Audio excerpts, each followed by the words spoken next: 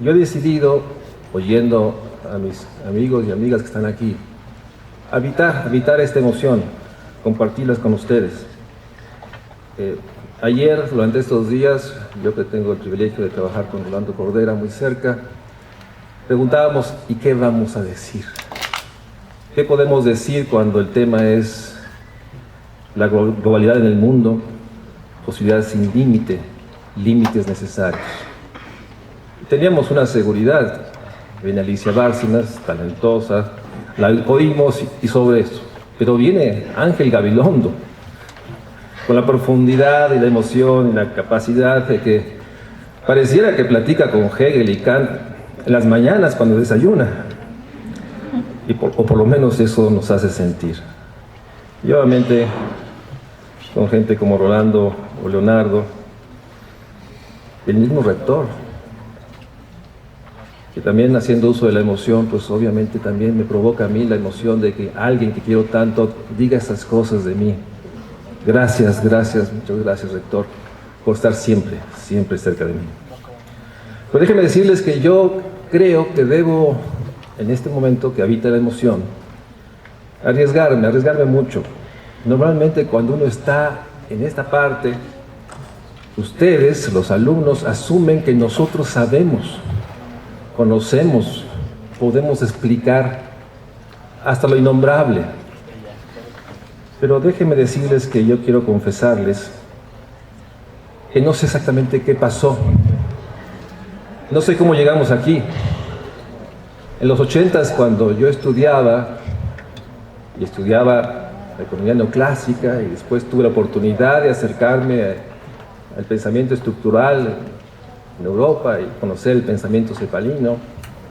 Y después tuve una gran oportunidad de acercarme al gobierno y trabajar y ver el poder del Estado cuando tiene convicción y compromiso y la política pública para resolver muchos temas, problemas que agobian a muchos mexicanos.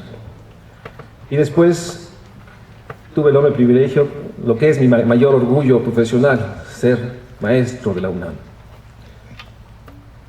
Y ahora que por distintas razones el dolor, la violencia se ha acercado a mí y se ha acercado por lo que yo estudio y observo, me doy cuenta que los nudos con los cuales yo trato de interpretar, saber qué está pasando, no son suficientes. No me ayuda este conocimiento inicial que tuve de la economía, incluso los poderosos pensamientos de la CEPAL. Y déjenme decirles que entonces, desde hace tiempo, trato de acercarme a otras escuelas de pensamiento. Trato de salirme de mi círculo de pensamiento y pensar desde afuera, como de alguna manera Prebisch decía, enfrentando un pensamiento céntrico que nos lleva a pensar en todo en clave de lenguaje económico, capital humano, capital social, competitividad, productividad. Y todo esto es impulsado porque a nuestra generación, a mi generación, nos ha sorprendido la violencia. Nos ha abrumado brutalmente. Y por eso creo que si algo tenemos que aceptar y mostrarles a ustedes que nosotros estamos buscando nuevos nudos, nuevas maneras de pensar esta realidad y explicarnos qué pasó, cómo llegamos a este nivel de violencias y de absurda pobreza y desigualdad y de ruptura de las estructuras sociales. ¿Qué pasó? Porque en los 80s, déjenme decirle que muchos de nosotros pensábamos que estaba mal nuestro país, pero pensábamos que se podía transformar y teníamos evidencia, sentíamos que podíamos. Pero algo pasó y llegamos al 2015, siglo XXI, en una situación en que nuestros núcleos para interpretar la realidad, las palabras que usamos, los conceptos que usamos, crecimiento, progreso, globalidad, desigualdad, no alcanzan a expresar lo que estamos viendo. Un famoso sociólogo, Hulbeck, habla de que hay conceptos zombies, conceptos que usamos porque no tenemos otros, pero ya no expresan la realidad. Cuando decimos desigualdad, pobreza, mortalidad, realmente no expresamos el dolor, la sensación que percibimos de que muchos no logran vivir con dignidad. Sí es cierto, la violencia nos ha sorprendido a toda nuestra generación, está debilitando todas nuestras convicciones. Y la pregunta entonces, o el reto, es que pongamos los signos de interrogación a mucho mayor profundidad. Preguntémonos más en el fondo, porque no alcanzamos a explicarnos, ni aun diciendo desigualdad, injusticia. Pongamos signos de interrogación a suficiente profundidad para poder cuestionarnos todo. Enfrentemos que la palabra, que finalmente es lo que nos distingue como seres humanos, tiene que ser resignificada. Las palabras hablan, las palabras señalan, las palabras articulan futuro, o también pueden ocultar, o pueden también romper. Porque cuando no designan, cuando no somos capaces de señalar lo que realmente estamos viendo, dolor, tristeza, fractura, falta de esperanza, un presente continuo, tenemos que entonces encontrar nuevas palabras y recurrir a las palabras mayores, al lenguaje mayor que es la poesía y la música. En ese sentido, tenemos que enfrentar que hoy, atrás de estos fenómenos brutales de violencia, de rupturas, de renuncias incluso a la democracia, no solo está esta violencia de los ríos que hoy nos inundan, está también lo que tenemos que poner en el centro. Tenemos que cuestionar nuestras certezas racionales que permitían pensar que teníamos la capacidad de con una frase describir el mundo. Tenemos que romper todas las ataduras para tener un pensamiento mucho más crítico. Una iniciativa que haga revertir el pensamiento económico que nos inunda y que nos lleva a una parálisis en el cual somos enormemente capaces para describir lo que está pasando, para mostrar la ruptura con todos los indicadores de pobreza, de mortalidad, de enfermedad, de eficiencia terminal, pero no somos capaces de construir la ruta de salida. Puede ser porque estamos atrapados en esta absurda realidad que nos metió la Ilustración, la convicción de que las ciencias físico-matemáticas, la racionalidad positiva podía responder a todo. De tal manera que creo que tenemos que rescatar y salirnos de una mirada científica, técnica, racional, que todo lo reduce y que piensa que puede explicar la vida social y cultural desde una dimensión solamente atrapada en esto que tenemos que desmontar. Creo que atrás de estas violencias y de este consumismo que hablaban los anteriores, está el romper y tirar del pedestal al héroe de la globalización, del capitalismo, el individualismo absurdo total, la ruptura de la noción de la interdependencia y la noción de que somos porque nos vemos en los otros, somos porque encontramos en la mirada del otro nuestro propio ser. Frases que surgen de mi búsqueda de buscar nudos para conocer e interpretar, en el cual he tenido que acercarme con mucho cuidado y mucho temor a la filosofía. Aquellos pensadores que después del horror de la Segunda Guerra Mundial incluso decían que la poesía había muerto.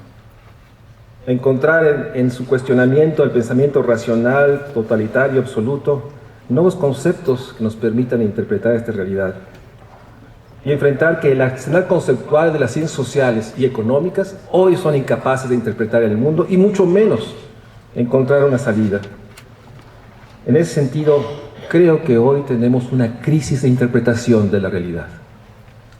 Y que esta crisis de interpretación tiene que ver por nuestros nudos a un pensamiento positivo, economicista, absurdamente convencido que la técnica y la racionalidad científica nos puede explicar el todo.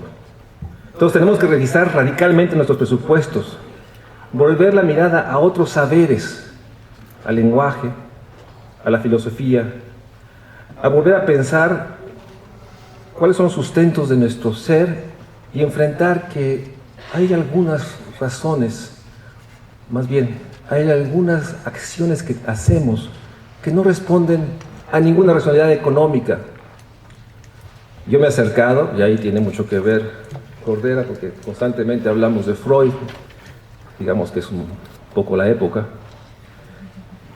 Y hay pulsiones, esa pulsión que va más allá de lo racional, que hace que nosotros como individuos pensemos, actuemos, comuniquemos de cierta manera. ¿Cuáles son las pulsiones nuestras? Y tratar de interpretar y saber que tenemos miedos, miedos obviamente a nuestro cuerpo que se enferma, miedos a la naturaleza que nos avasalla, miedos a los otros o a nuestras estructuras que nos gobiernan, pero también tenemos un miedo que nos ha señalado desde la cultura del malestar, un miedo a nosotros mismos, a nuestra incapacidad de lastimarnos a nosotros mismos.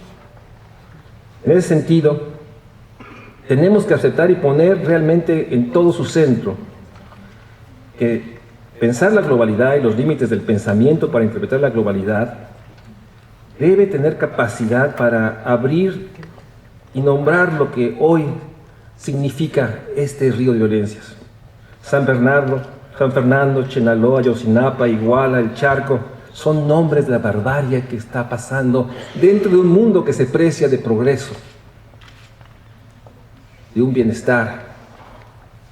Y no podemos más que aceptar el desafío que tenemos que enfrentar la pobreza de un pensamiento social que creyó que podía explicar todo y que hoy tenemos que recurrir, por lo menos es lo que yo trato de hacer, a la filosofía, al lenguaje, al mundo del subconsciente, para poder encontrar estas respuestas, porque no me basta la respuesta de que esto surge por simplemente la desigualdad. No hay elementos allá de esta barbarie y de esta capacidad de lastimar a los otros.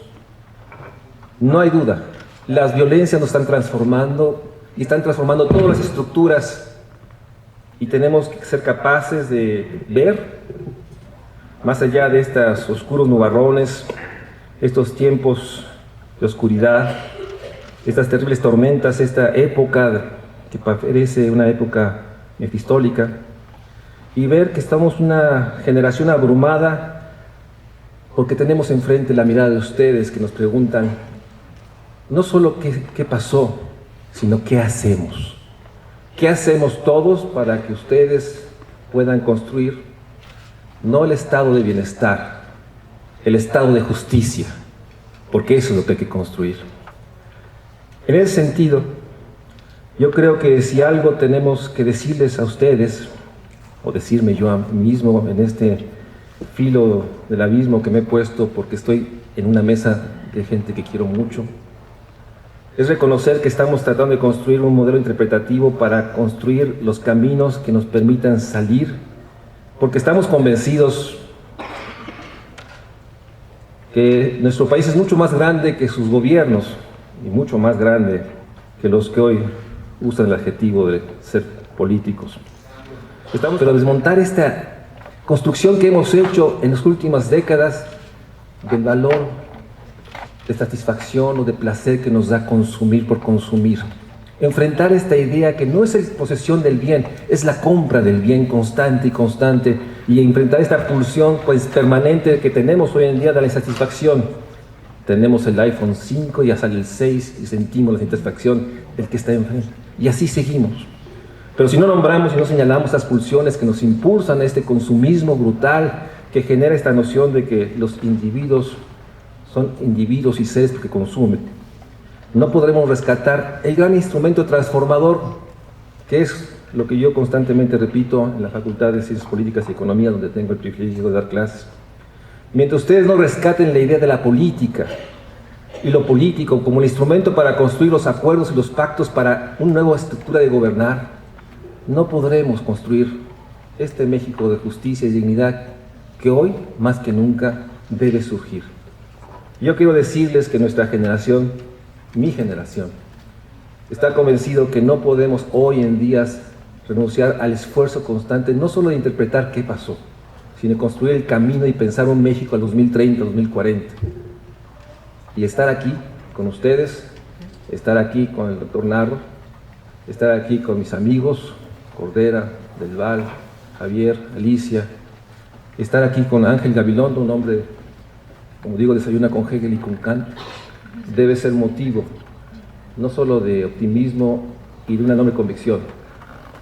México será un país de justicia y será porque ustedes están aquí en la UNAM. Muchas gracias.